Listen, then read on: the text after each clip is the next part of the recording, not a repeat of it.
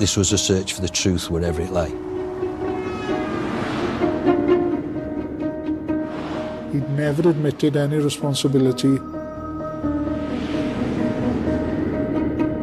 Here was a man who would kill for nothing. He had no emotion, a cold, callous, distasteful individual. I'm sorry if you've got that opinion, but you're totally wrong. There was a real potential that he would kill again.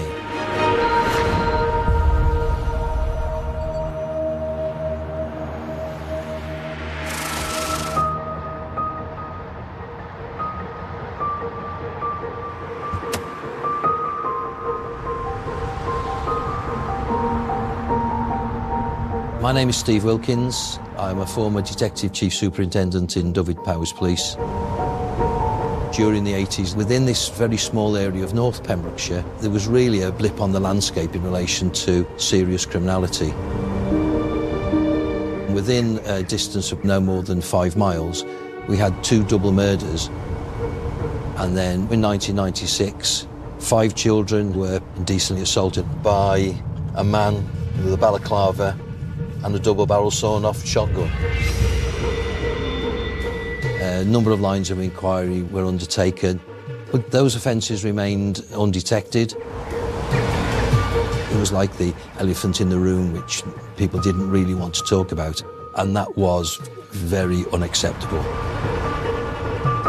I believe the evidence is always there. It's just having the people with the will to find it. For me, it's about the search for the truth.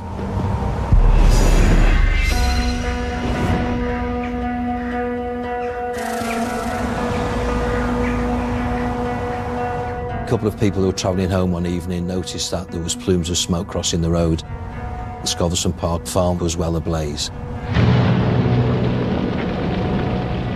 News on the hour.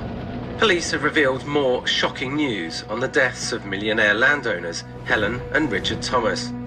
Initial suspicion that the siblings had died in a murder-suicide pact have been discounted. Since recovering their bodies from the fire, police have discovered shotgun injuries that could not have been self-inflicted. More on that as the story unfolds. Helen Thomas was alone in the house during the evening time. Her brother Richard was out at Knowlton Farm. What we believed was likely to happen was that Richard came back, the house was ablaze. His sister had already been attacked and shot while she was in the house. In an outhouse not far away from the main building, there was probably a struggle between him and the offender with the gun, and then the gun has gone off. Richard's body is then dragged back into the house onto a half landing, and his body is left there. Helen's body is recovered on the ground floor, but she's actually lying on top of bed springs, and what we think happened is that she's attacked in an upper floor, probably a bedroom, and during the fire the floors are burnt out and the body on top of the bed springs has dropped through to the ground floor. The damage was quite significant, which made it difficult to determine whether anything of value had been taken from the house. There was a substantial search of the house by the officers in the investigation, and at no stage did they find a firearm or indeed any spent cartridges. So it was quite clear that the offender had taken the firearm and spent cartridges away from the scene.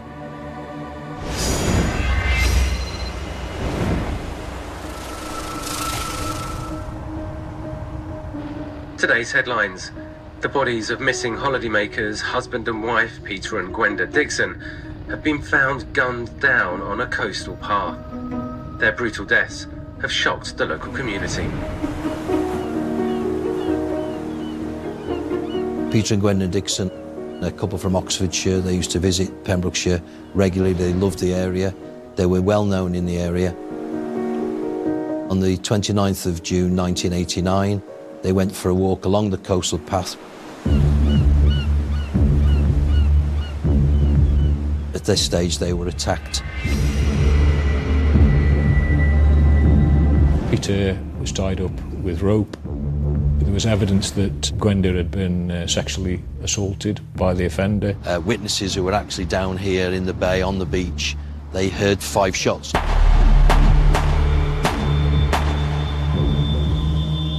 Both had received gunshot wounds.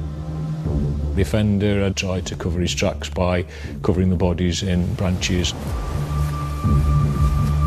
Horrifying event, and quite clear that one of them had to watch their loved one murdered in front of them before the hopeless expectation that they were going to meet the same fate.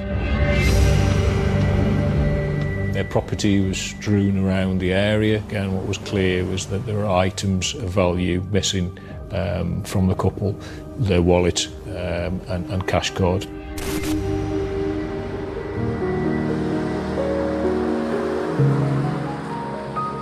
Following morning, Peter Dixon's cash card was used. The offender used this particular cash point at 14 minutes past 7 in the morning.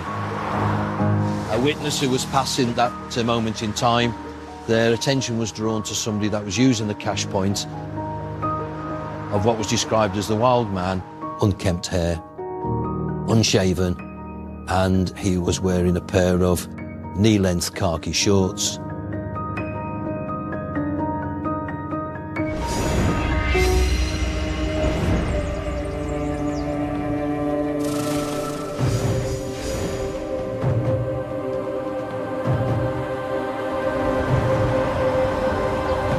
We're now at the location of the Milford Haven attack.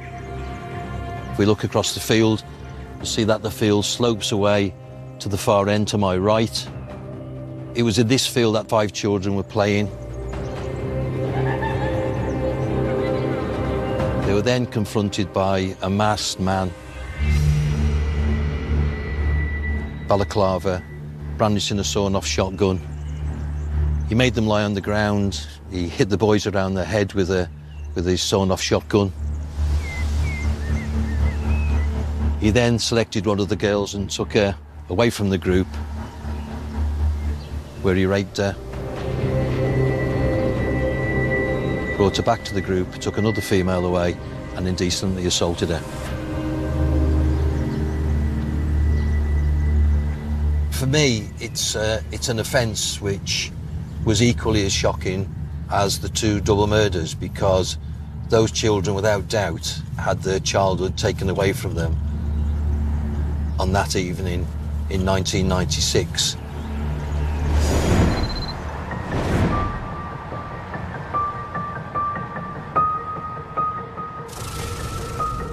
Chief Superintendent Steve Welkin has successfully been granted permission by superiors to reopen Pembrokeshire's most brutal and harrowing unsolved cold case crimes.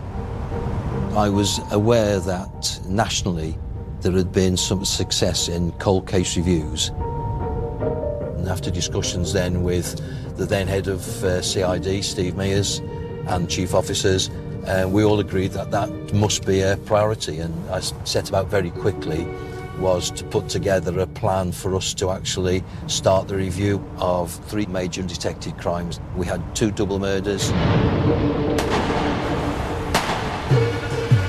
a rape, an indecent assault. Our investigation was then codenamed Operation Ottawa. There's no greater responsibility placed on a human being than to investigate the circumstances of the death of another human being. And we need to carry out that without fear, without favour, but also without prejudice as well. Because if we don't, then we've got no right in representing the victims. So I wanted to be very, very clear that this was a search for the truth wherever it lay.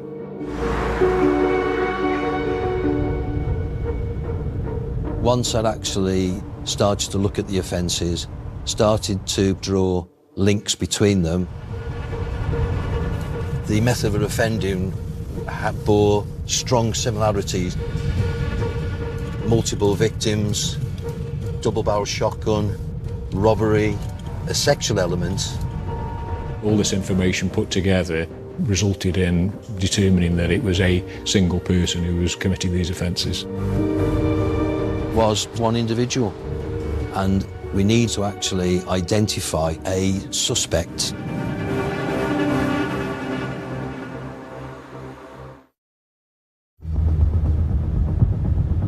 I really started to review our response in relation to serious crime. And what was clear is that we didn't have a dedicated team, a major crime team, with the training and with the capability of reviewing the undetected crimes.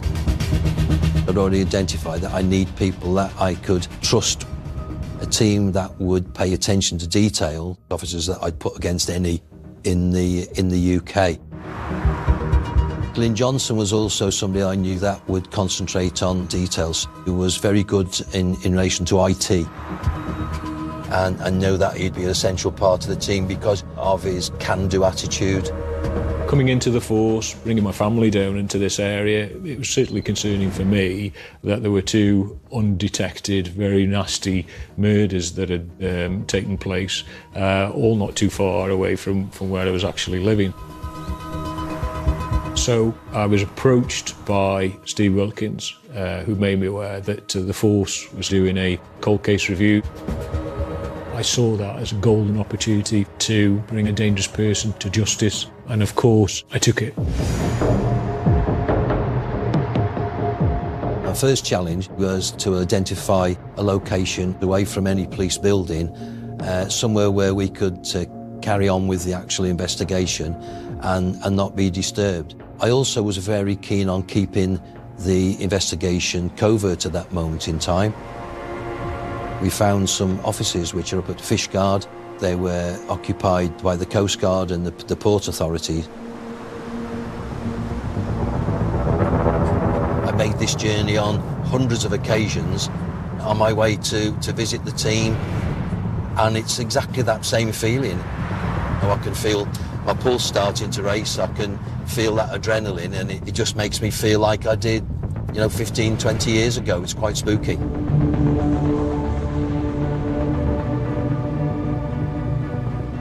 Just hasn't changed at all, has it? It doesn't. Yeah? It hasn't changed a bit. It's been 15 years since I last came down. I think a concern for me was that isolation.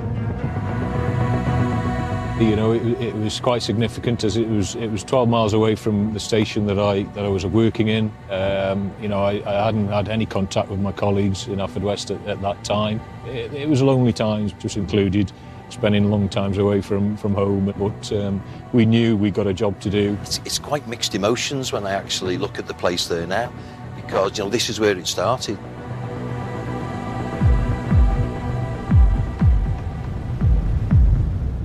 I can remember the first days when we went into a very dark and very unwelcoming building, and how quickly we turned it into a functioning incident room. Photographs around the walls, photographs of the bodies, and very, very violent scenes.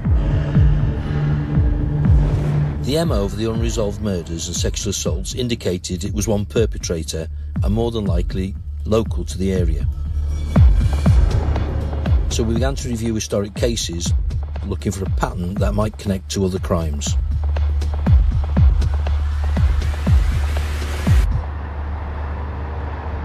During the 90s, there was the spate of Jolyon House burglaries. Lots of the houses around here were attacked, lots of burglaries took place, cash and jewellery stolen, and they seem to have a very similar method of offending to the undetected crimes that we had. The offender using a shotgun, and the offender would also have a balaclava. The offender would approach by fields, would cut fences, single females alone in houses. He tied them up and then subjected them to quite disproportionate violence,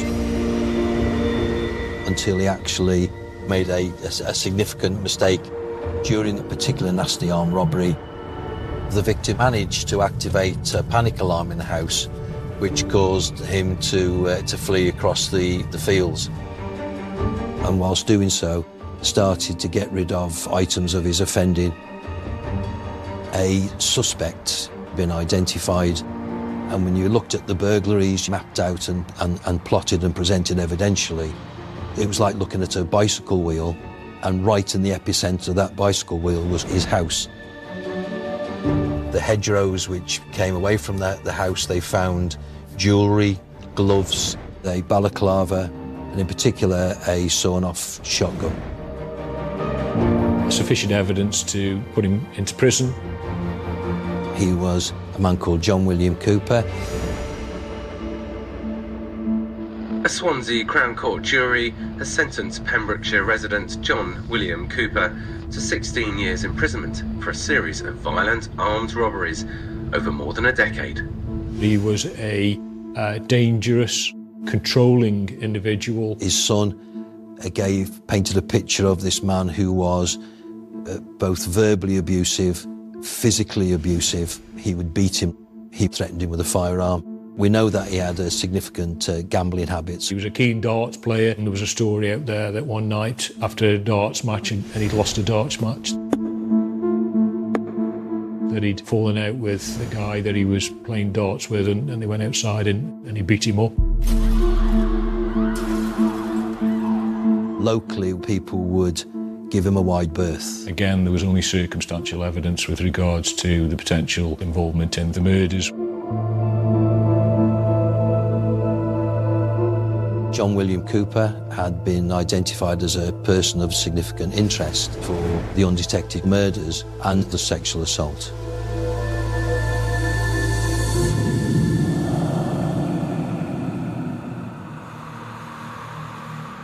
On the conviction of him for the burglaries and robberies, we knew that at some stage he would be coming out of prison, and that put extra responsibility on us. And the forming of Ottawa in 2006, we knew that he was coming out of prison about 2008, so yeah, huge challenge.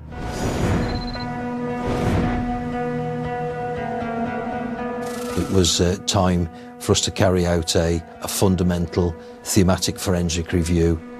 And that would involve looking at all of the material, all of the evidence, the physical evidence in relation to those offences. For Ottawa was the sheer size of it.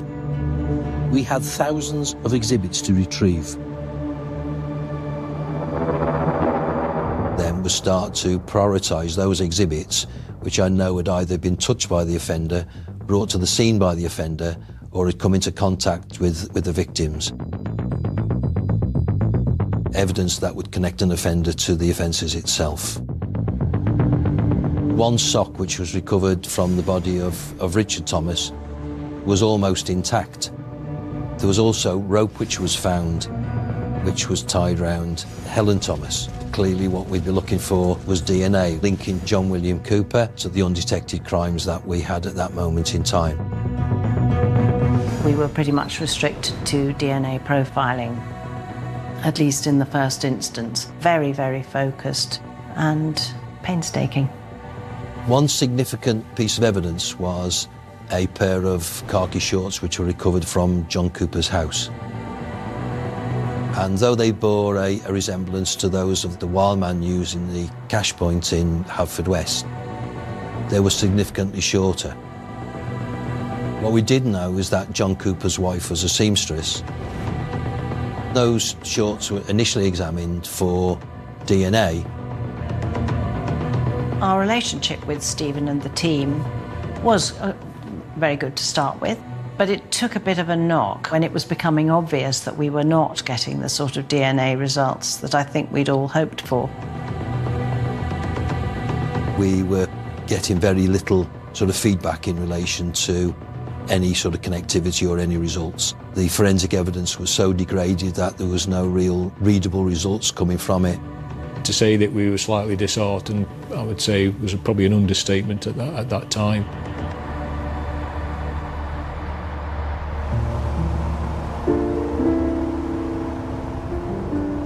Watching the frustration of the team when we didn't seem to have the luck going in our direction, particularly the lack of sort of forensic hits, the golden nuggets as I used to call it. That was a particular low time.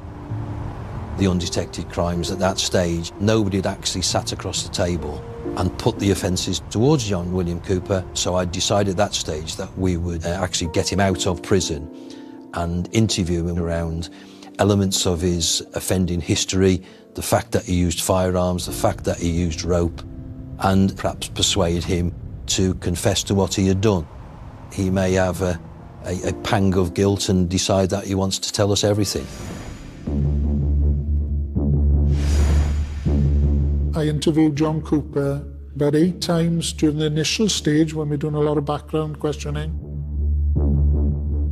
There's no doubt in my mind that these interviews are certainly the most challenging and important that I've ever experienced in my 30-year policing career.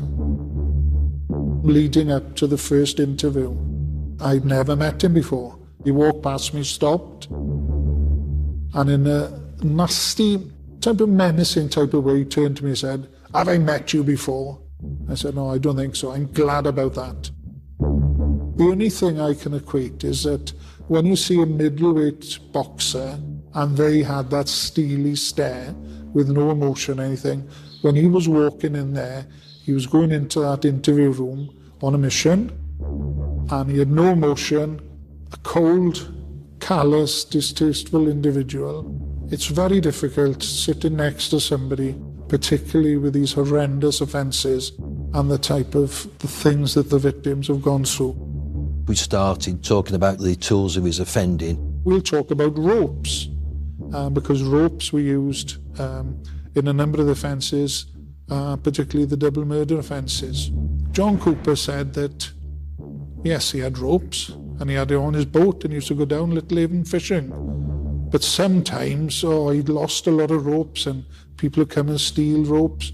So I think he was making us believe, well, if any of the ropes are linked to me, they could have been ones which have been washed off or I've lost from my boat or they've been stolen. The same with the balaclava. And he said, yes, I had a balaclava on my boat and it was stolen from me.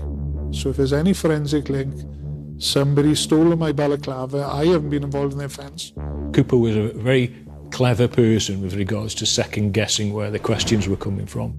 He would wait to see where the evidence was coming from, and then he would come up with an answer to try and curve that. I believe that you were responsible for the murder of Gwenda and Peter Dixon. All I can say is I'm sorry if you've got that opinion, but you're totally wrong. That interview didn't bring any confessions from Cooper. He'd never admitted any responsibility. We knew that he was coming to the end of his sentence. That was probably, for me, the most concerning part of the investigation was once that Cooper had been released on parole. I actually also used that as a lever in relation to justifying why we should carry on with Operation Ottawa, because the reputation of the force, the safety of the community was at risk. The real possibility of him coming out and offending before we had the chance to charge him was significant. And that came with its own problems, because it's very difficult then to carry out any sort of surveillance on him as an offender, because his offending with a firearm going across fields. So to try and do any sort of surveillance, you would also be putting officers at risk, not only the local community. I wanted to ensure that we kept him in as long as we could. I made personal appeals to the governor of the prison. That didn't go particularly well, because all that happened was that the prison recategorised him as a category A offender, which made it more difficult for me to have access to him. So these were different pressures. John William Cooper has today been released after serving 10 years of his 16-year sentence. We were aware that Cooper was a very dangerous man. There was a real potential that he would kill again. It became a ticking bomb. Our QC, our barrister, Gerard Elias, came on board during that period as well.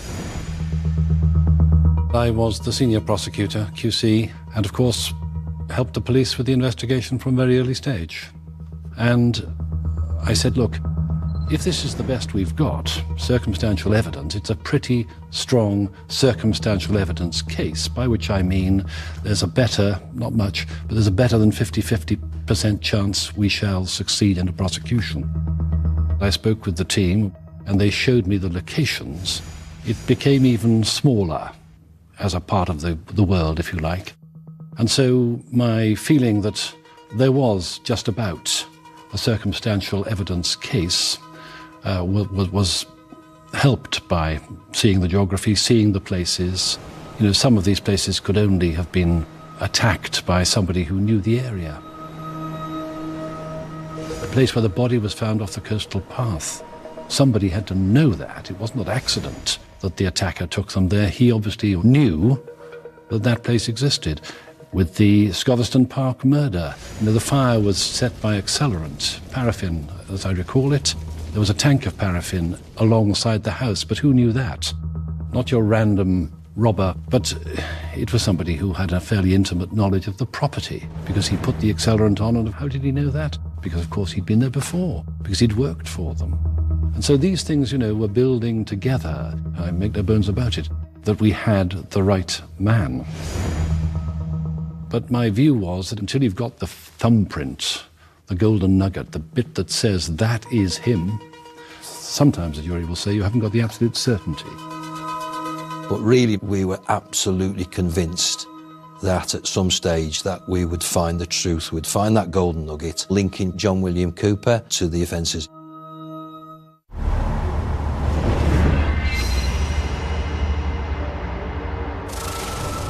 I was aware that nationally there had been some success in looking back at historic offences, and in particular the advances in forensic science had now given us a real fighting chance to re-examine some of those offences and to bring modern day science to bear on them.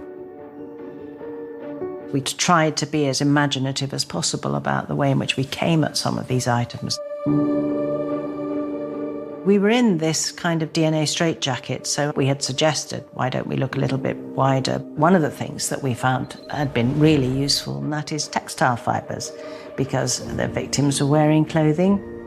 The offender, I'm sure, was wearing clothing. There had been contact between them, and this gives us another kind of evidence to look for. When we actually started to look for fibres, this is a different process. The forensic evidence would either take us towards John William Cooper, or it would take us to identify another offender. One main new technique with a higher power microscope, that just gives you better discrimination about the colour of fibres and being able to compare them. It was a game changer in fibre examinations. It can provide incredibly powerful evidence of contact in their own right. Now suddenly we started finding stuff. It was amazing. Even I was amazed. You had fibres going from Cooper's house to these offences. You had fibres also from items found in the offences going back to Cooper's house. His shed was searched and sweepings were taken from the floor in his workbench, and in those sweepings were fibres which were linked to gloves which belonged to Cooper, and fibres from those were recovered on branches covering the bodies of the Dixons. They were recovered in the underwear of the rape victim from the Milford Haven attack. The links from fibres were a huge part of that case. You know, beyond any possibility of coincidental transfer, similar fibres. The work they did was phenomenal. I mean, there isn't another word for it. Shorts recovered from Cooper's home were re-examined. And it was while looking for textile fibres that we noticed this tiny, tiny stain. I was driving, and during that journey my hands-free telephone went, and it was Angela Gallop, and she said, "Steve, are you driving?" And I said, "Yes." We found your golden nugget. "I think you need to pull over." I managed to pull into a lay-by, and she said, "Steve." We found this tiny flake of what looked like blood. It was indeed my golden nugget. We profiled that and came up with a match called Peter Dixon's DNA.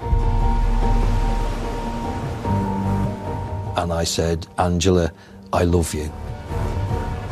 From that moment, we had the first DNA link. After that came out the sawn-off shotgun, which Cooper had used during the robberies for which he was convicted. It had been tested for DNA, it'd been taken to pieces, it'd been swabbed, but we had noticed that there was black Hammerite paint on the barrel. There was another high-profile case with Lynette White where paint was removed from skirting boards, which had been successful. So we asked them to do that. So we tested them and got a DNA profiling result that also matched the DNA of Peter Dixon. Which meant at that stage we then identified the murder weapon.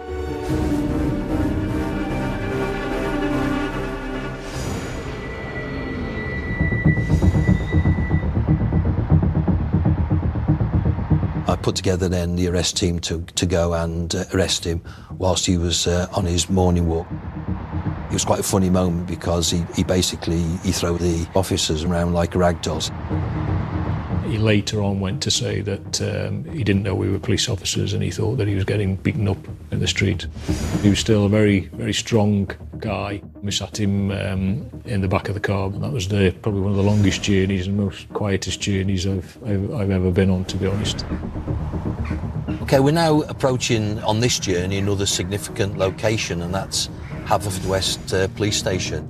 This is the location where we conducted the second interview with Cooper, having secured the very damning forensic evidence against him. During the second series of interviews, when he was arrested, he became aware that the forensic evidence was stacking up on him. He had nowhere to go. He was back against the wall. He couldn't give any explanation as to how Peter Dixon's blood was on those shorts and shotgun. And I think then he realised he was really in trouble and that the true Cooper was coming out. You're making things try to fit to John Cooper, and it's bloody annoying. We got this forensic evidence, it all comes back. You know, as a young lady, I once said, I've tried to put you and give you information that you can check. He blurted out, "Oh, you're all thinking it's all about John Cooper. You in here and them in there," pointed at the camera. You and your colleagues and them in there choose not to believe it. And you could see he wanted to erupt at that point. He knew the cards were against him and he was going to face a trial in Crown Court.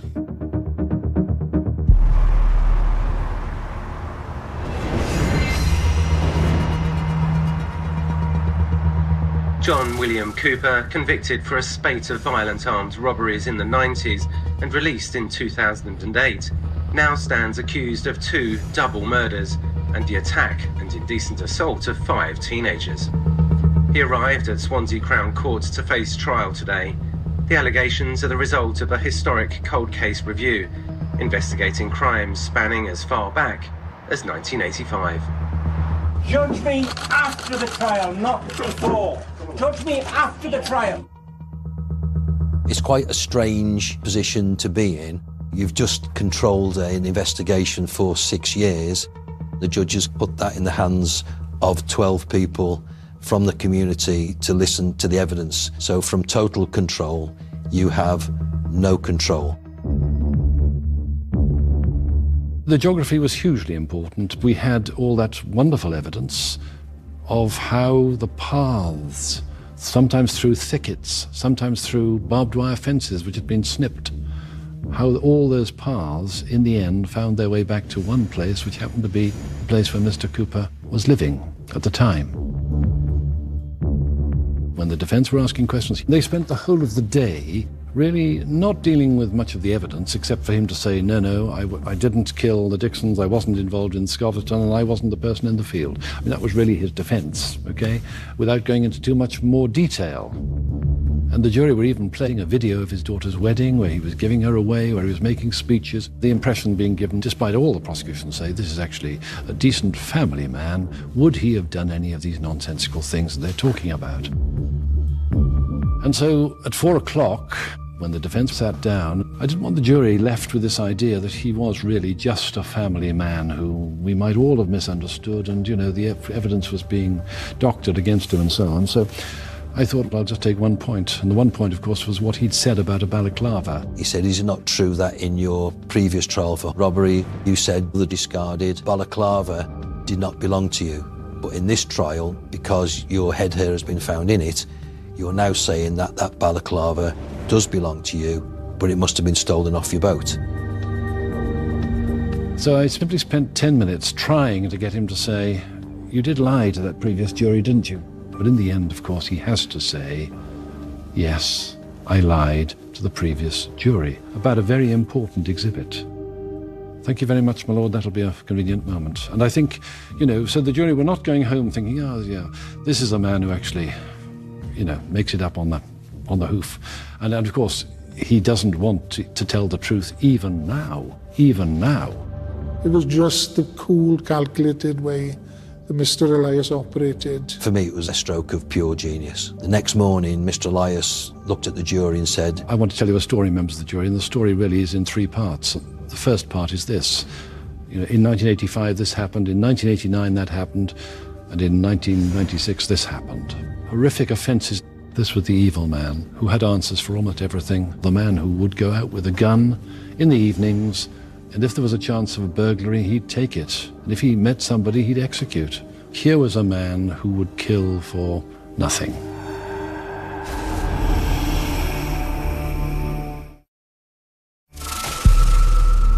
The artist impression of the person believed to be using the Dixon's cash card showed the side profile of the potential offender with a massive curly hair, unshaven.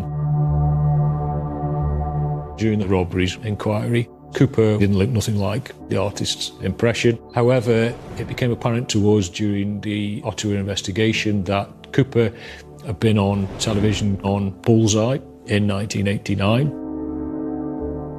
We were fortunate enough then to get a side profile shot of Cooper from the television company.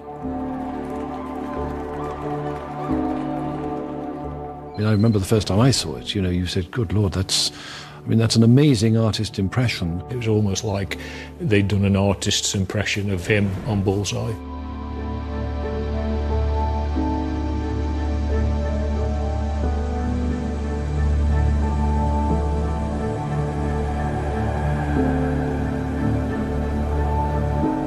It was as good as you could get, really, short of a photograph. And it was phenomenal, but of course the impact. It was like some of the big moments in the trial where you realised the jury knew that this wasn't some coincidence that put the defendant there. He was there because that was him. We'd look at the exhibits that we got, Scoverston, Dixon's, Milford Haven, and the robberies. The locations. And rope. The victim's blood. Cut fences. DNA link. Fibres. From gloves. Leading to Cooper's house. Those fibres matched. The blood found underneath the paint on the shotgun, and indeed the blood on the shorts, would go to the Coastal Path murder. He kept the shorts, which were later identified as belonging to Gwenda Dixon, for years and years after he had murdered them. Why did he do that? And it was quite clear that he wore those shorts. Was it because when he put them on, it put him mentally back in that time when he had control of those people? The son's evidence late on in the trial that his father would go out at dusk with the dog and with the gun. How important was that in relation to putting him in the field with the youngsters?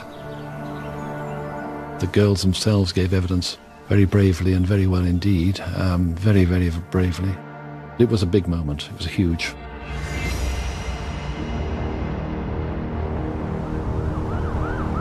After more than 7 weeks, both legal teams involved in the trial of John William Cooper have finished giving evidence, and jurors will be expected to come to a verdict. If the investigation failed and he was given his freedom, I would take responsibility. I had already written out my resignation. I had this It's a rather panicky feeling when you're making a closing speech and you think the jury are perhaps not listening to you anymore. We spent every day waiting and hoping that the verdict would shortly be released. This was a very tense time because nobody ever knows what the verdict a jury is going to give. People start to look at, how long has the jury been out? Why are they taking so long to come to a decision? I don't care how long you've been doing it. It's in the hands of the jury at the end of the day, and you never know. The victims of the Milford Haven attack were actually in a one-way glass room next to the court. They could see into the court. When the first verdict came back and he said the word guilty to that one, I turned to Glyn Johnson and I said, it's a full house. Guilty of the murders of Helen and Richard Thomas, guilty of Peter and Gwenda Dixon's murders, guilty of the rapes of the two girls in Milford Haven.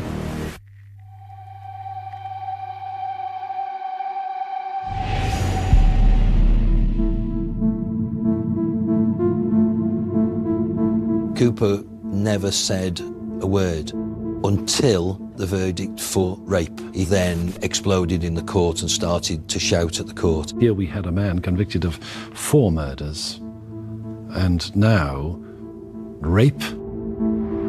He knew that was going to put him into prison where nobody would have the remotest bit of sympathy for him. Now he's going to be a marked man. It was fabulous to know the person responsible for these terrible, heinous crimes was now going to spend the rest of their life behind bars.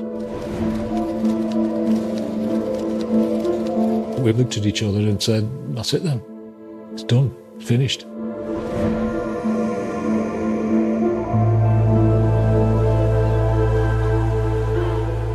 There was a cloud on the area, and I think with the Crown Court verdict, it gave closure. And I always remember one message which I received from somebody who said that they hadn't walked the coastal path for 20 years and that they were going to walk it that weekend. Suddenly this dark cloud had been lifted over the top of that part of Wales and Pembrokeshire. It probably was the biggest case that I was involved in. In terms of criminal trials, this was a remarkable case. I mean, it was remarkable because of its age, because of the investigation that had to be carried out against that background when we're going back 20 and 30 years. And I would agree entirely that it is, in all probability, the greatest cold case review and result that there has been. I am very proud that we were able to represent the victims and their families and for them to see justice done. Judge Griffith-Williams gave him life means life, which to my mind was an inevitability, because here you were talking about a dangerous psychopath. Given the opportunity to kill for next to nothing, he'd do it again, I have little doubt. For me, it was around achieving justice, about finding the truth, about making sure that those victims of John Cooper had their day in court and had justice and had an opportunity to try as best they could to move on. The young people, they were obviously frightened out of their lives by what happened to them, and their evidence undoubtedly contributed to the conviction. There was family of the Thomases, and I met them during the trial. I met the son and daughter of the Dixons. They go down every year to lay flowers at the point where their parents were killed, and they've maintained the memory of their parents. They're good people, and of course they went through hell because of the events and the impact it had on their own families. So all of them, in a way, have played a really important part in ensuring that John Cooper will not see the light of day again. Searching the truth is very important. It's very important not to get carried away, but just to look at what evidence you've got. It was a very long journey over several years. Those 5 years were a long 5 years. And for the families of the victims, it was a tremendously long journey, which they're still on. Some of these officers worked on that investigation For 5 years, they were totally dedicated to it. Surrounded by misery, by mayhem, by murder, then to go home and to be a father, to be a brother, to be a husband for families is sometimes very, very difficult. So you certainly had to deal with it yourself. I think all of us suffered. I spent a significant amount of time away from home. Very soon after the court case, I separated from my then wife, which obviously caused significant issues at home with my children. John Cooper had an impact on all of us. The way he went about his offending, I think he enjoyed what he did. I think he got some sort of sexual satisfaction about what he did and controlling people. But I just think the man was just born evil. On a quiet moment, I will sit and I'll look at the things we did. I'll reflect on other parts of my policing career. And fortunately or unfortunately, you know, I've had that opportunity to see people at their very best, but also see people at their very, very worst. And I don't think you'd be human if that didn't have some sort of lasting impact on you as an individual. And I know I'd probably speak on behalf of the rest of the team, is that we have all had issues in different ways, and you know, that's a consequence of being a detective, consequence of being a cop.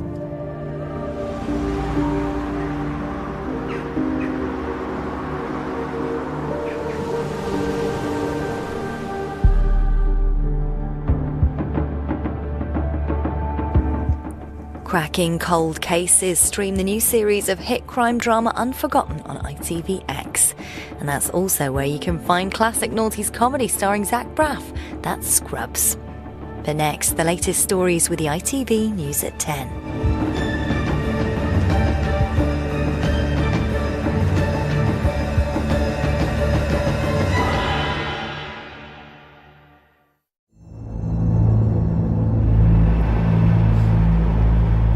The police are meant to protect us from the worst of society. We trust them to uphold the law and keep us safe. But what happens when the protector becomes the predator? He's performing as the protector of the public. On the other hand, he's actually a really dark monster. Is that how you obtain this material? And the people who are meant to keep us safe become dangerous. I'm arrested on suspicion of attempted murder. Even though you're a police officer, people will feel that they're above the law. But how would you catch a criminal who thinks like a cop? He's got a head start on the investigation team. He's panicking at this point, and he's now running. I've enlisted the help of 3 experts. 2 senior officers that have put hundreds of offenders behind bars. Most people, they know when their back's against the wall and they're going to get convicted for something. The horror, he's one of us. And a leading psychologist who can analyse the criminal mind. Underlying that anger is the need to dominate, is the need to control. In this series, I'll discover cops who put themselves on the wrong side of the law. He's like a Jekyll and Hyde character. Abuse their power and commit horrific crimes. We should never have had that badge, ever.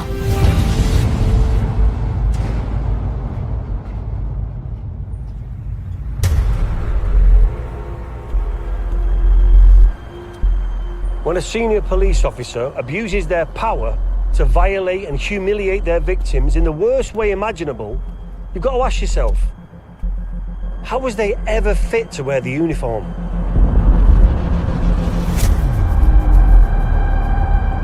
Over more than a decade, Western Australia cop Adrian Trevor Moore committed some of the most sadistic crimes in the force's history. Adrian Moore drugged and raped more than a dozen women he met online. In a case so vulgar, the jury needed counselling. The vile acts he carried out shook the community and eroded their trust in the police to protect them.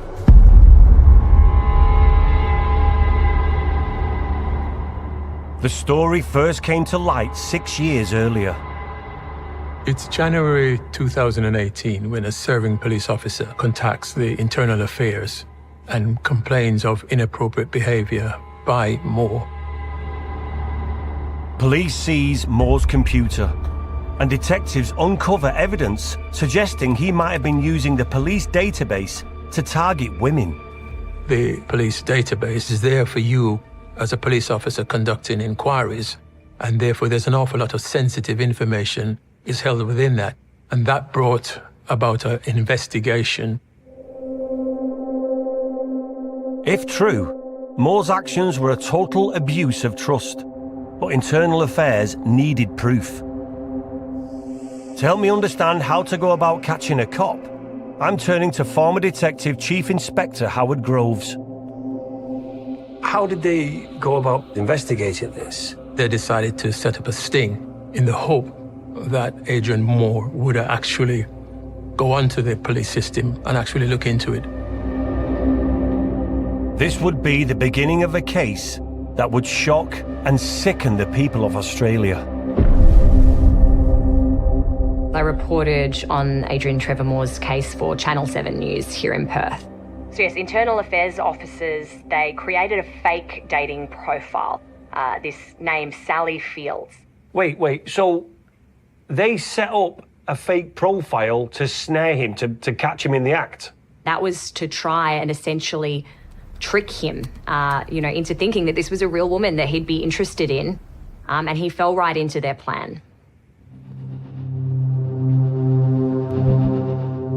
Moore continued to comb through the police database, identifying women classified as vulnerable, either witnesses or victims of previous crimes. Straight away, that sounds like an abuse of his position. It is an extreme abuse of power, looking up extremely sensitive information, like home addresses, date of births, phone numbers. There's a plethora of information, and he completely stole that trust from his victims. As part of their investigation, police raided Moore's home and confiscated his electronic devices, including computer hard drives. What happens next? Police actually uncovered hundreds and thousands of recordings. And what they found on these recordings was absolutely horrific. They found sexually explicit conduct on these hard drives, thousands of videos, thousands of images. Adrian Moore had been misusing police databases to vet something like 90 women over more than a decade, and he'd been doing this since 2006. The sting was a success. Moore was arrested. Internal Affairs exposed his misuse of the database to vet potential partners and revealed a huge collection of hardcore pornography and recordings of his sexual partners. How many images are we talking? They found thousands of images of women.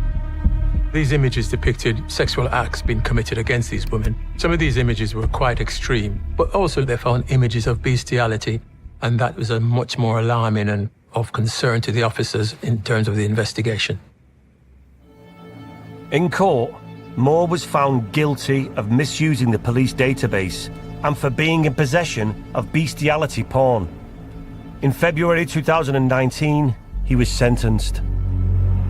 His sentence was 6 months and a day imprisonment.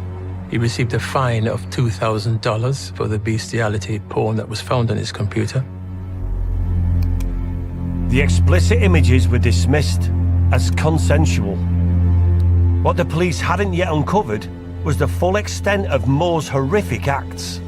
For now, he sat quietly serving his time without raising suspicion. I could imagine he's thinking, hey, I've got away with it. They haven't uncovered the full extent of what I've done. But sitting at home watching this all play out was Nicole Edwards. Moore's police colleague, Nicole Edwards, had a story that will blow the lid off this case. I remember being struck across the face while sitting on the couch. My head hit the back wall, and I remember thinking, I'm in trouble here.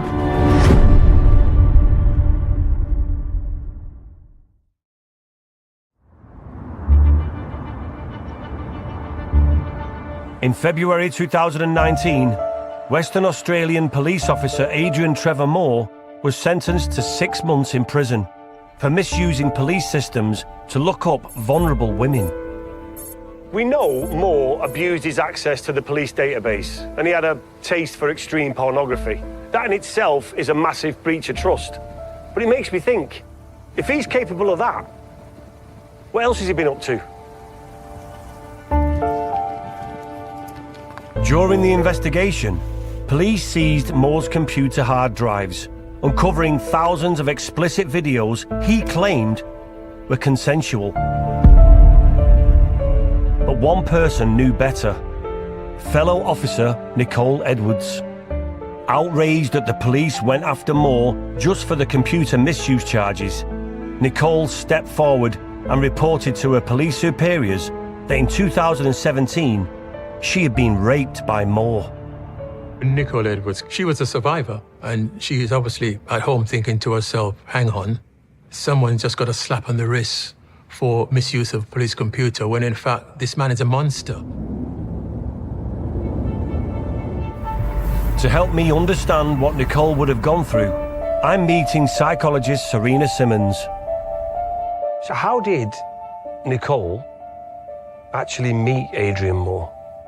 So Nicole met Moore in 2017 and she met him on a dating site. So the fact that she found him on a dating site gave it a sense of safety because it was something that was used by many, many people. He was another police officer. So as someone who was a police officer herself, knowing that someone was also a police officer, I think gave her a sense that there was someone with shared values, that this is someone that is like me, they understand the job, they had something already in common. Nicole went on a first date with Moore. The pair met in a public place and they hit it off.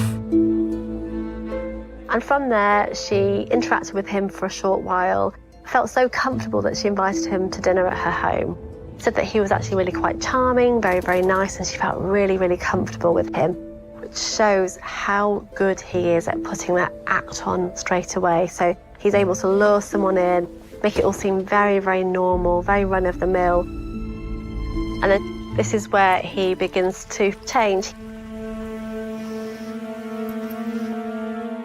In a 2023 interview, Nicole opened up about what happened on that second date when Moore came to her home for dinner. I remember him handing me a glass of red wine and he said, drink it and hurry up, I'm going to pour you another one. And I remember having a mouthful of it, and then after that, I just start to feel strange. What Nicole didn't realise was Moore had spiked her wine with an unknown drug. There was a lot of blanks, so I remember being struck across the face while sitting on the couch. My head hit the back wall, and I remember thinking, I'm in trouble here. Can I just pause that a second? He's drugged her. Why is he then punching her and beating her up? And is this what he wants? He just wants to. I don't understand what he's getting from that. Remember, so he's drugged her, he has control. He wants to cause her pain and suffering, so he hits her and beats her and tortures her. He then proceeds to rape her. He does incredibly degrading things to her to completely have complete control over her. And all the while, he's getting sexual gratification out of it. I just find it unbelievable and difficult to even comprehend the mindset of somebody who not only does that, but enjoys it, gets sexual gratification from that. And then I remember he grabbed me by the hair, pulled me across the floor, and put his penis inside my mouth and smashed my head down. And I remember thinking, I am going to die. I cannot breathe. As he's then urinated in my mouth and I am choking. And they're the two parts that I remember. Oh, no. Oh, I have to stop it a sec. He's also taken time to step out of it for a second and set up a camera so that he can actually video everything. Remember, he wants to go back over this and relive the events of that evening. So, utterly enjoying what he's doing. in the moment, but knowing that he will get to relive this again later on as well. So he wants to see as much suffering as he can so he can relive that later. This is something he's planned. He's planned to do this. He's drugged her. And then he goes and sets up a camera so he can watch it later and get off on it again. Yeah, this is a completely organised offender. So he knows to bring a camera, he knows to bring drugs, he knows what he's going to do. And he would have also thought about this for a long time. And there'll be things that he's refining and doing differently and tweaking and is looking forward to doing, because this is something that he'll be thinking about all of the time. And in many ways, what's particularly twisted is you could consider that this for him is his craft. This is something that he wants to do well. And I imagine him looking at those videos and seeing what he could do differently next time. Really? Yeah, he'll be, again, reliving the experience and looking at what he might do next time he has access to another victim. See, to me, he sounds insane. And I know you're probably going to say insanity means something, but to me, that seems someone who is insane. Yeah, insanity is something very, very different. There's no signs of insanity here. This is sadistic. It's very different. It's very, very specific, very conscious, very deliberate, and he's very deliberate in his actions. There's something specifically that he wants out of it, and he's determined to get it at any cost.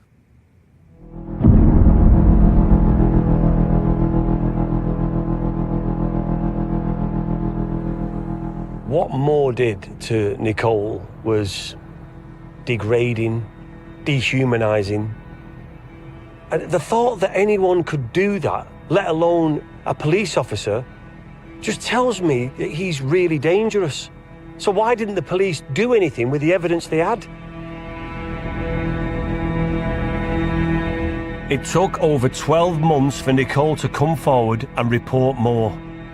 But when she did, the reaction from her colleagues at Western Australia Police was shocking.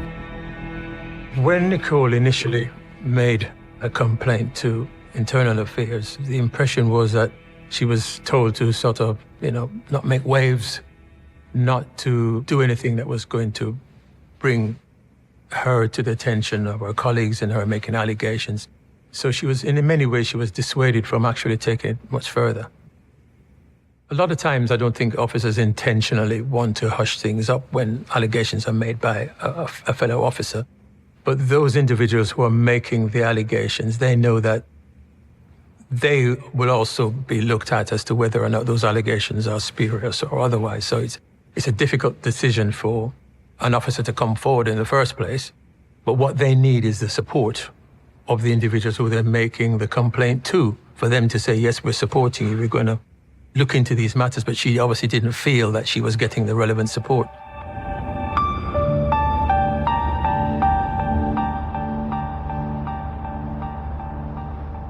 Nicole refused to go quietly.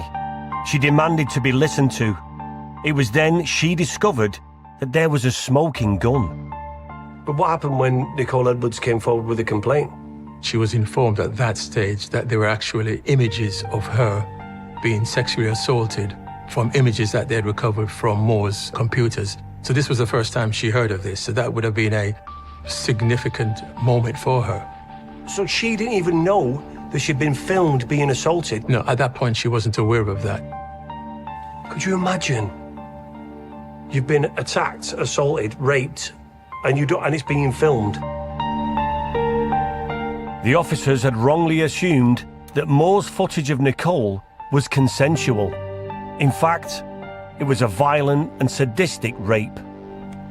That raised the terrifying question of how many of the other women discovered on Moore's computer were being raped on camera, and how it was possible that experienced officers had been unable to spot this or to ask further questions. Those officers who were investigating those images, at some point they had looked at them. Why weren't they considering trying to identify who those individuals were? Certainly for Nicole Edwards, when he asked her to give her basically her warrant number on more than one occasion. Bearing that in mind, if the officers had actually retrieved that particular image, that would have been an easy opportunity for them to have said, right, we know this person's warrant number, we can do a check to find out who they are, and then she would be approached for them to make the necessary inquiries. Why do you think they didn't do that? You can only ask those individuals for them to explain it. I can't see how that type of image, that type of footage, and nothing is done to actually identify who the victim is.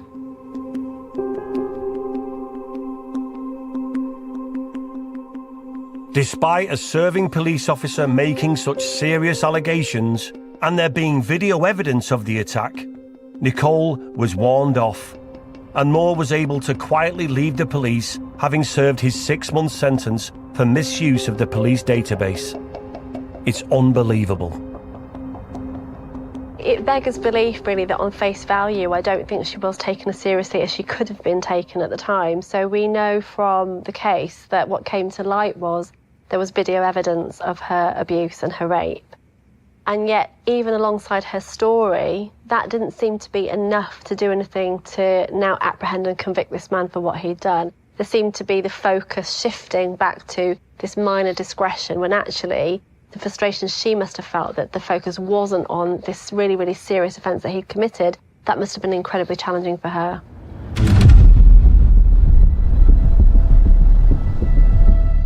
In August 2019, as Moore was released back into the community, Australia's Corruption and Crime Commission finally agreed to take up Nicole's case.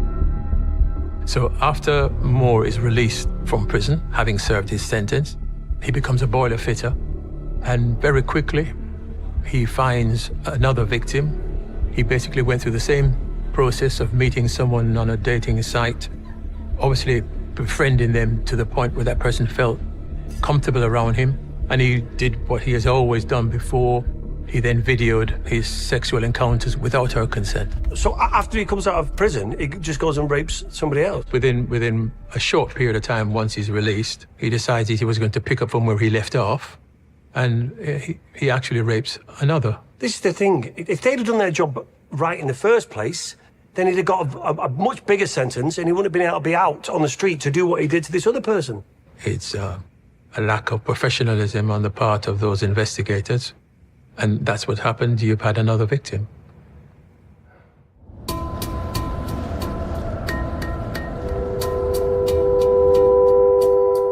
Moore's latest victim stayed silent, for now. But how was Moore able to get away with these crimes in plain sight, without any of his police colleagues suspecting or trying to do anything about it? I'm coming to speak with Fiona Mallon, a former detective chief superintendent with over 30 years of experience. Fiona is a specialist in sexual crimes. What do we know about Moore? He was nominated for Police Officer of the Year, I think, in 2011. So he's known, he's liked, he's popular, and he's doing well. So, yeah, he's in a nice position. The fact that he's been up for Officer of the Year, does that give him like a protection around him where he feels like he's untouchable? Yeah, I think so. I suspect a lot of the senior managers, obviously because he was voted or nominated, thought, yes, he's really good at what he does. We're behind him, so he felt protected. Listening to what he did to Nicole, at work he's having to show compassion. So he knows how to be in certain situations. But that's not him at all. No. He's a Jekyll and Hyde completely. He can turn it on, he can turn it off.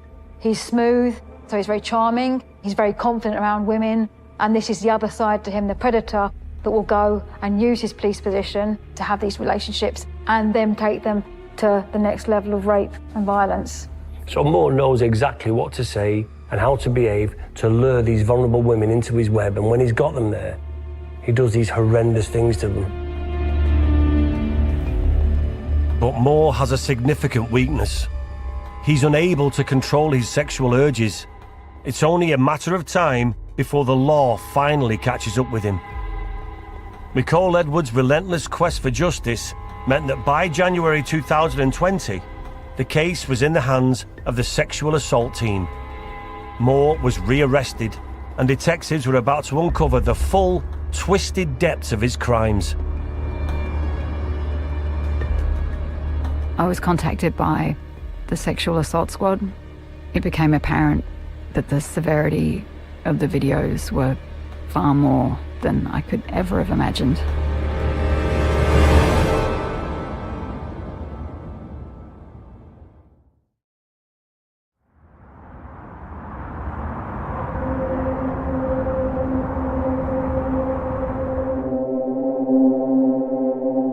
January 2020, former Western Australia police officer Adrian Trevor Moore faced allegations of rape and sexual assault from fellow officer Nicole Edwards. What had initially been viewed as recordings of consensual sexual encounters found on Moore's computer were now revealed to be horrific rapes of at least 13 women. They find that Moore has been videoing all his assaults on all the women he's attacked, and he's been cataloguing them and keeping them for his own gratification. So he's basically creating his own evidence against himself, but he doesn't think anyone's looking. Yeah. And from that point, that investigation team go out and try and identify all the women, the victims on those videos, to try and speak to them. So can you imagine that you get a knock on the door from a police officer and they tell you they've seen you in a video with being attacked, violated by Moore, and that other people have seen it? It's just, you can't imagine the effect that's going to have on you.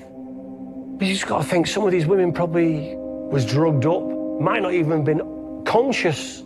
But also there's about that bit about the missing pieces, isn't there? So you've been drugged and you pass out, and then you wake up and you feel ill or you're hurting or bleeding, and you can't mix the middle bit. But someone's come to your door and said, we've watched a video and we know what he's done in the middle bit. Oh, can you imagine seeing that? That must have been horrendous.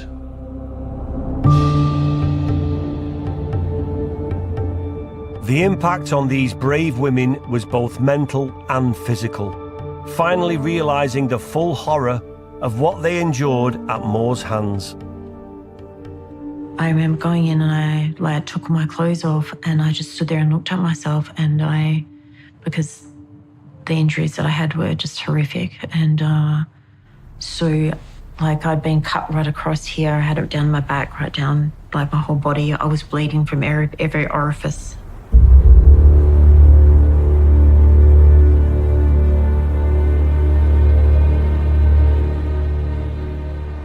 The way that Moore manipulated these women, gained their trust, played the police card, is cunning. But what's going on in his mind? Why would he want to violate these women in such horrific ways?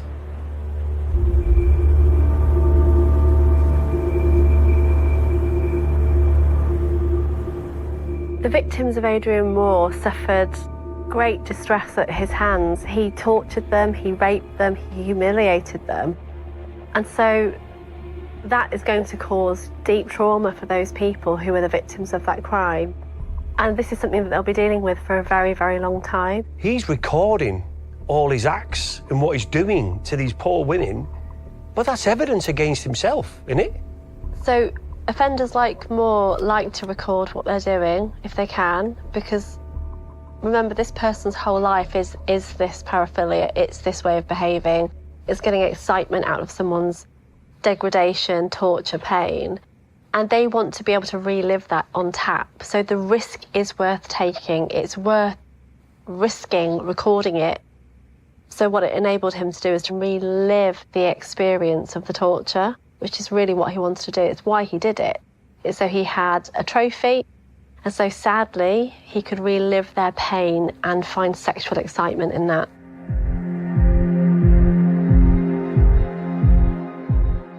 Moore sounds like a textbook predator. The way he abused his authority and position to stalk his victims, it's frightening. And he was so cocky. I mean, he made videos as trophies. He was thinking, they're never going to catch me.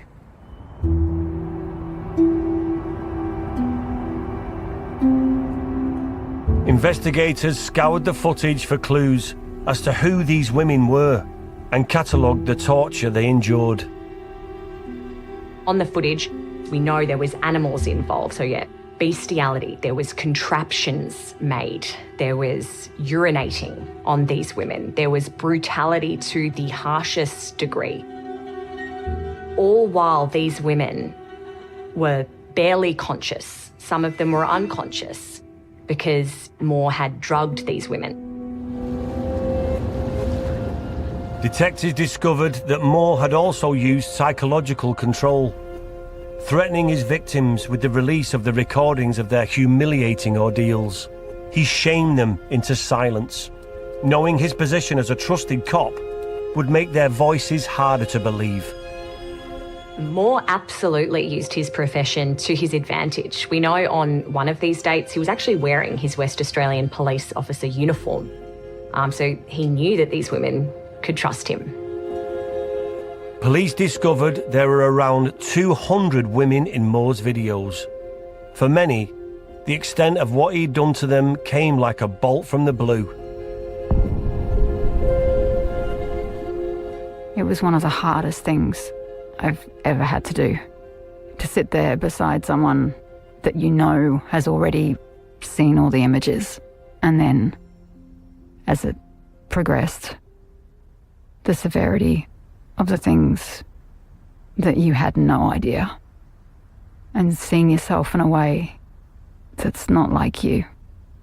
Your eyes are just totally in another planet, on another planet, your speech. It's just, you can hardly understand, and you're struggling to speak, and you can see that you're struggling to speak and really got no idea what's going on around you. And now, to be sitting here as being a survivor of one of Australia's worst serial rapists, I could never have imagined the impact it would have on myself, my family, and my friends.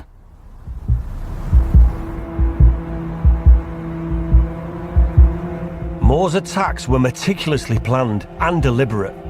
12 of his 13 victims were raped whilst he was a serving police officer. He used his experience as a cop not only to find his victims, but to cover his tracks, methodically destroying evidence from the scenes of his crimes. He used to take a bag with him, like a grab bag, if you like. It was meticulously planned, so bleach, gloves, drugs, wine, everything that he could, and all the implements he used. I say implements, but torture implements, really. But then he'd clean up afterwards, meticulously. Moore took his offending to a level which is beyond comprehension. In some incidents, he has included animals, such as dogs, which makes you feel physically sick, but also you just can't imagine what those women went through. For me, this is the most vile, distressing part of the investigation. In March 2020, a full 2 years after the police first discovered his videos, Moore was charged with 87 sexual offences. He would finally be forced to face justice, but this trial would be anything but straightforward. Were you there for the trial? I mean, what was that experience like? I was there every day for the trial of Adrian Trevor Moore. Hearing all of the evidence at trial made your stomach turn. There were days that you would feel sick. Sadistic, depraved, misogynistic. This was the worst case the district court judge has seen, and Moore wanted them to all see it.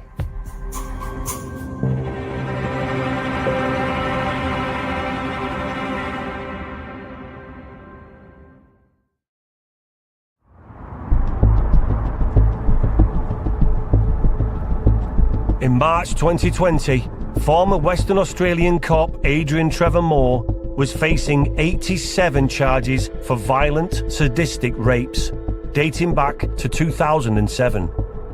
Amid the media frenzy, one rumour persisted. Do you get the idea here that there's somebody looking out for him, someone protecting him? There's always been the suggestion that Moore was actually protected by colleagues, whether higher up the chain or not. It's something that I don't think any of us can actually answer, but it's something that even the general public would ask themselves those questions. They said, how come he's managed to get away with these heinous crimes and everything else, and no action is taken against him? We know that Moore was highly thought of, and often he would tell the victims that actually he was protected. So that was never really fully established or worked through. The suspicions, though, and the talk and the view that Moore was protected from within Western Australia were never proved.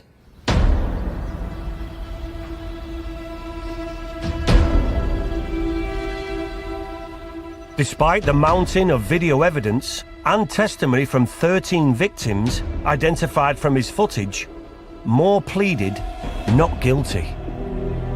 Moore was not going down without a fight. He was a police officer. He knew the process. He chose to go to trial. He pleaded not guilty. So that not only forces your victims to have to testify in open court, it actually also forces a jury, a panel of members of the public, your mums and dads, your doctors and nurses, to sit there and watch his explicit material. He also had the opportunity for the trial to be heard by a judge alone, no jury. Moore didn't want to do that. He wanted the jury there to decide his fate. He wanted these strangers to watch this material, these women being assaulted and raped, that a judge described as sadistic, depraved, the worst material he's ever seen. And Moore wanted them to all see it.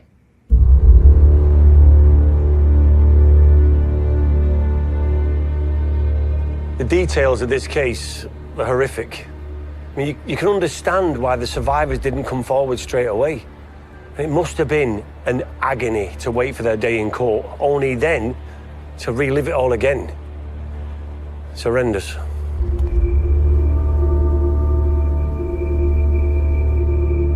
Of the 13 victims that came forward at trial and bravely shared their story, each one of them had to see themselves on a screen performing these horrible acts against their will while they were drugged, barely conscious.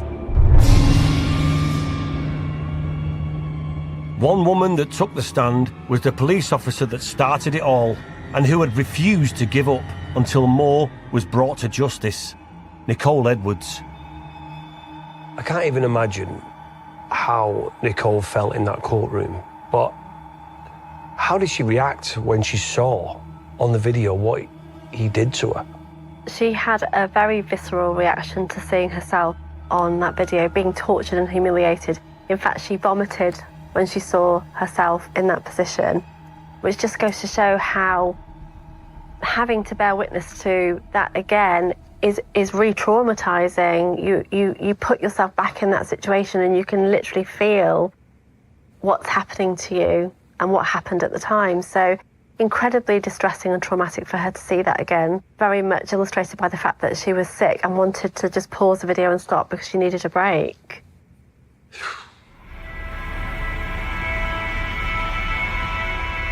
The survivors were not the only ones traumatised by the extreme images they were forced to watch in court. It was horrific. I never saw the actual images because for the first time in my career as a court reporter, the media and all members of the public were forced to exit the room while they play this material because the district court judge deemed it too graphic for even us to see. The only people that had to see that footage was Adrian Moore, again, the victim. The victim was forced to relive this on the witness stand, and the jury. The jury had to sit and watch all of this disgusting material. Absolutely did a lot of damage to these jury members. Why would he force a jury trial if he had a choice? I think it's about control, making people watch what he'd done. The jurors actually requested to seek counselling during the trial, not after the trial, which is what is usually available to jurors.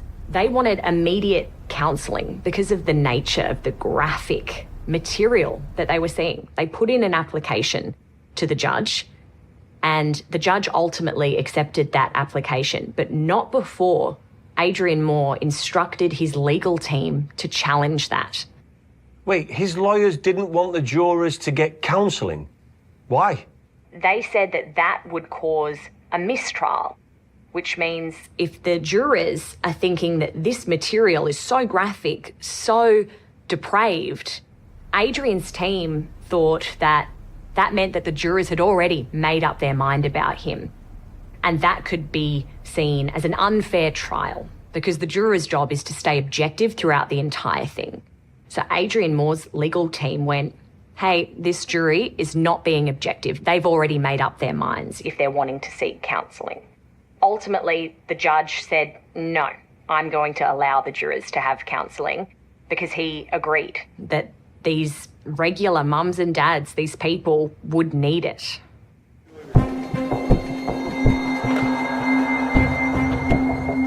The thought of a serving police officer committing such sadistic crimes rocked not only the local community, but the entire nation. On the 17th of October 2022, Adrian Trevor Moore was found guilty on all 87 counts. It was a huge story. It was leading our news every single night. There was front page papers.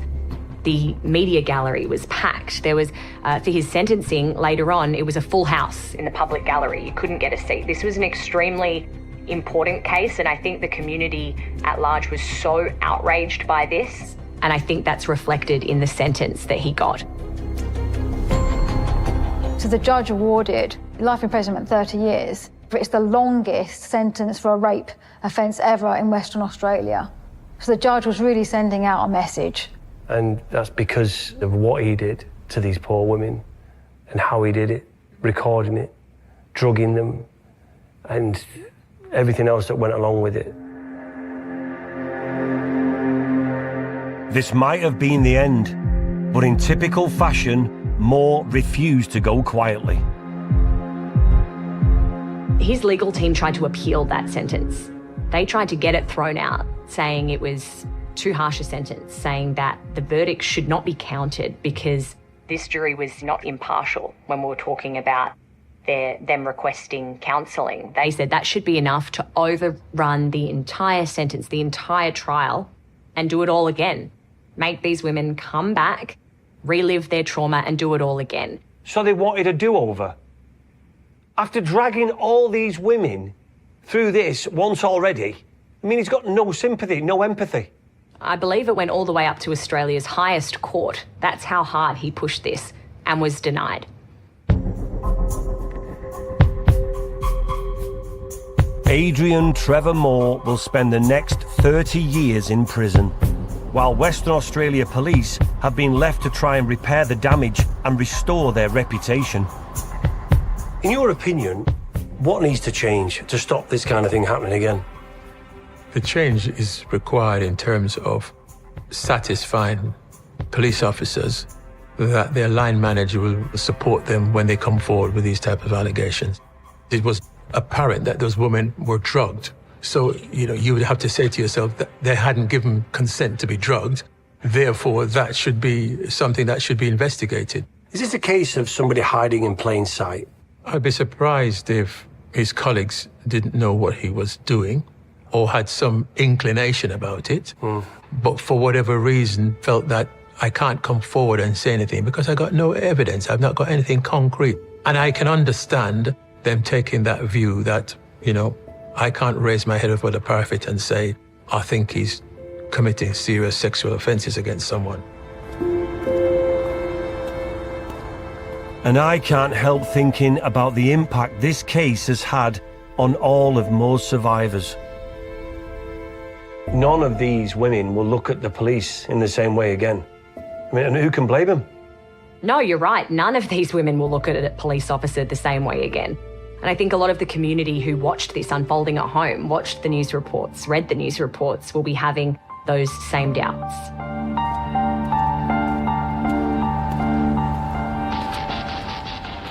I've never heard anything so depraved and as cruel as to what Moore did to those women. And he was arrogant. He thought he'd get away with it. And the worst thing is, he did get away with it for years. It's only because of the bravery of Nicole and the other women that came forward that he's now exactly where he is, in prison.